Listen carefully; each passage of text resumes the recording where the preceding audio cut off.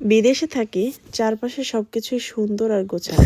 Super শপে গেলে অনেক ধরনের খাবার আর সবজি পাওয়া যায়, কিন্তু তারপরে মনে হয় নিজের দেশের শাকসবজির মতো তৃপ্তি আর কোথাও নেই।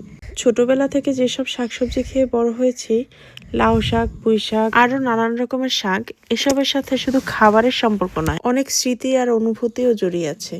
তাই বিদেশে থেকেও যখন নিজের হাতে বাগানে কিছু লাগাই, তখন মনে হয় যেন দেশের একটা ছোট্ট অংশ নিজের কাছেই আছে। অনেকেই ভাবেন বিদেশে থাকলে সবকিছুই খুব সহজ, কিন্তু এখানে দেশি শাকসবজি সবসময় সহজে পাওয়া যায় না, আর তা পেলেও দাম অনেক বেশি। তাই নিজের বাগানে একটু সবজি ফলাতে পারলে আলাদা একটা শান্তি লাগে। এখানে সবকিছু পাওয়া গেলেও দেশি শাকসবজির সেই স্বাদ আর তৃপ্তি সবসময় মেলে না।